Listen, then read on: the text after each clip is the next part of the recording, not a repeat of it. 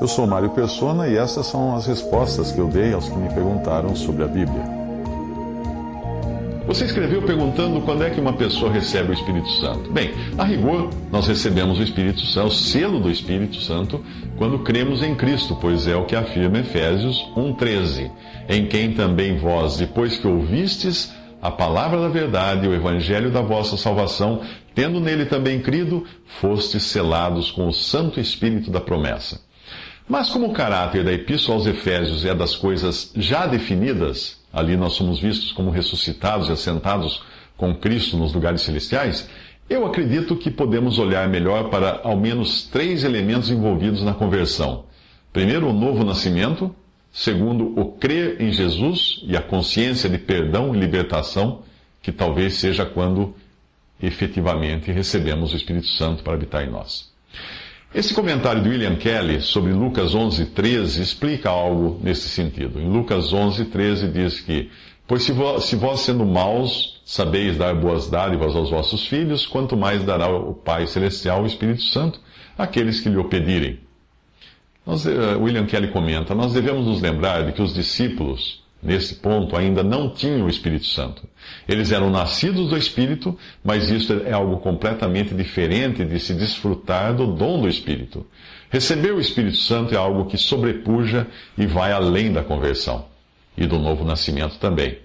Não se trata de ter vida, mas de ter poder, um privilégio acrescentado à possessão da nova natureza e o principal ou único meio de se desfrutar de Deus em conformidade com todos os instintos dessa nova natureza e, consequentemente, de se entrar na sabedoria de Deus contida em Sua palavra. Este é o mais rico e distintivo dom do cristianismo na terra, já que Cristo, nas alturas, a cabeça a qual estamos unidos como seu corpo, é a principal característica no céu. Nenhum desses privilégios era ainda verdadeiro quando nós vemos a passagem do Evangelho. Ninguém jamais havia desfrutado disso desde o princípio do mundo. Por isso os discípulos foram encorajados a pedirem a seu Pai Celestial que certamente daria o Espírito Santo àqueles que lhe pedissem. Os discípulos assim continuaram em oração, como nós nos encontramos em Atos 1,14, de modo que até mesmo após o Senhor ter morrido e ressuscitado, eles ainda não tinham recebido o Espírito Santo, mencionado nessa passagem. Eles continuavam orando, pedindo e esperando. Todavia, eles já haviam recebido o Espírito na forma de uma vida mais abundante, como poder da vida ressurreta de Cristo. Porém, o dom do Espírito era algo mais. Era um algo mais. Tratava-se de ser habitado pelo Espírito de Deus, que também se manifestaria na forma de diferentes dons nos membros do corpo de Cristo. E, acima de tudo, os batizaria em um só corpo. Tudo isso foi cumprido, mas não antes de Pentecostes. Por isso, eles aqui, nessa passagem de Lucas, deveriam rogar a seu Pai Celestial, e assim fizeram, e o Espírito Santo da promessa lhes foi dado, conforme o Salvador havia prometido. Não posso deixar de pensar que existiriam casos em que seria correto pedir o Espírito Santo ao Pai. Falo das pessoas que, assim como os discípulos, tenham se convertido, mas ainda não estejam sujeitas à justiça de Deus, que ainda não tenham consciência do descanso na obra da redenção. Em uma condição assim, seria temerário dizer que elas já tenham recebido o Espírito Santo, se ainda não desfrutam de paz com Deus. Quando existe um simples descanso pela fé na grandiosa obra do Senhor Jesus, e não meramente fé em sua pessoa, aí sim o Espírito Santo é dado. Onde o sangue era aplicado, o azeite vinha a seguir, segundo as figuras do livro de Levítico no Antigo Testamento. William Kelly escreve isso numa exposição do Evangelho de Lucas. A princípio, e pensando novamente em Efésios 1, para um crente hoje pedir pelo Espírito Santo seria como eu faço às vezes saindo pela casa procurando por meus óculos. E adivinhe onde eu encontro eles depois, bem em cima do meu nariz. Mas o que o William Kelly está dizendo é que podem existir pessoas convertidas que ainda não desfrutam da liberdade e certeza do perdão de seus pecados, e nesse caso elas podem ainda não ter recebido o Espírito. Há 3 estágios que não necessariamente acontecem com algum intervalo de tempo. Primeiro, novo nascimento, que é quando o Espírito Santo infunde vida numa alma para ela sentir o seu pecado e buscar salvação. Este era o caso de Cornélio, um homem temente a Deus, de onde viria então esse temor se ele não tivesse vida, já que o homem morto em delitos e pecados não busca a Deus. Eu entendo que o novo nascimento vem antes mesmo de crermos, porque é Ele que irá nos capacitar a crer. No novo nascimento, que é gerado pela água, que é a palavra de Deus, e pelo Espírito, nós recebemos vida espiritual, isto é, a capacidade de vivenciar o que está além da matéria. Mas ainda não é vida eterna, porque esta vida está no Filho de Deus, e no diálogo com Nicodemos o Senhor só fala de água, que é a palavra, e de Espírito, e do Espírito Santo. Essa mesma água é a que nos purifica e nos prepara para o que vem depois, como na lavagem com água pela palavra, mencionada em Efésios 5. Pense nas bodas de Caná. Primeiro vêm os servos, figura do Espírito Santo, enchem as talhas de pedra de água. As talhas somos nós. Aí vem Jesus e faz o milagre transformando a água em vinho. O contato com a palavra de Deus, aplicada pelo Espírito, é o que nos faz nascer de novo. Eu não sei se seria correto dizer que a pessoa precisa crer para nascer de novo, porque o novo nascimento não depende da pessoa, da mesma forma como o nascimento não depende da vontade do bebê. Depois do novo nascimento vem, em segundo lugar, a conversão, que é quando a pessoa crê em Jesus. Mas esse estágio em que a pessoa tem vida e é convertida, pode ser o que Paulo descreve em Romanos 7, até o versículo 24, quando ele diz: miserável homem que eu sou, quem me livrará do corpo desta morte? Ele tem vida. Caso contrário, não perceberia que em sua carne nenhum bem há.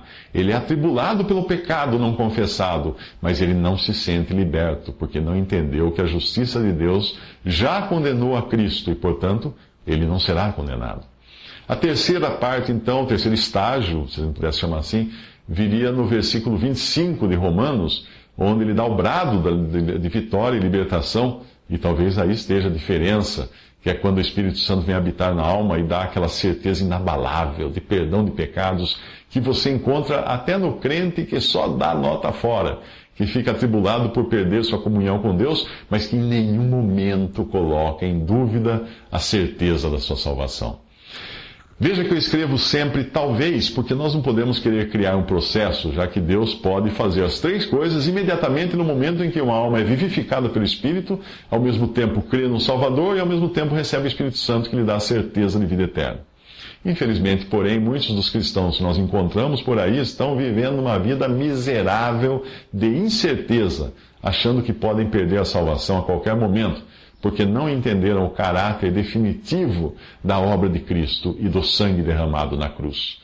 É na condição de alguém totalmente consciente de sua libertação completa que nós vemos a continuação de Romanos, capítulo 7, versículo 25, quando Paulo diz: dou graças a Deus por Jesus Cristo nosso Senhor, assim que eu mesmo com entendimento sirvo a lei de Deus, mas com a carne a lei do pecado. E aí ele entra Romanos 8, versículos 1 ao 3, agora, pois, já nenhuma condenação há para os que estão em Cristo Jesus, porque a lei do Espírito da vida em Cristo Jesus te livrou da lei do pecado e da morte. Porquanto que for impossível a lei no que estava enferma pela carne, isso fez Deus enviando o seu próprio Filho em semelhança de carne pecaminosa e no tocante ao pecado, e com efeito condenou Deus na carne o pecado.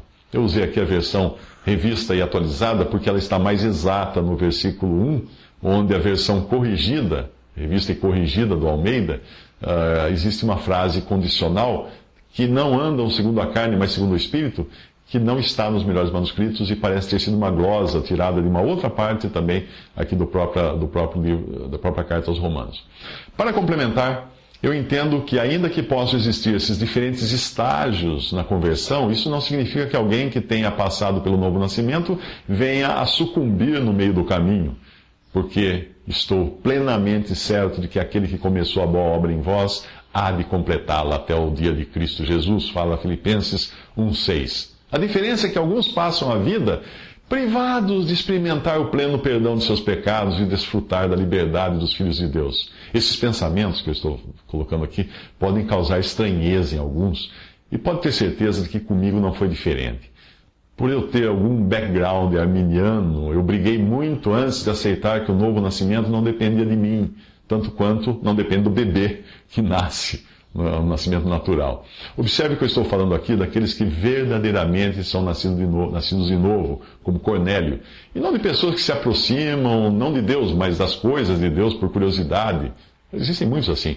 Ou de pessoas por interesses intelectuais, interesses acadêmicos. Esses nunca nasceram de novo. Independentemente do quão avançado possa parecer que eles estejam em sua carreira de profissão cristã, nunca nasceram de novo.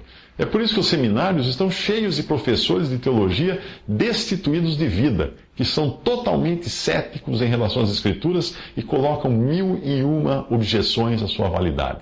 Aprenderam as Escrituras na cabeça, adotaram alguma linha teológica, mas não têm vida. Nunca nasceram de novo, nunca experimentaram o arrependimento que vem de Deus e sequer são habitados pelo Espírito Santo de Deus.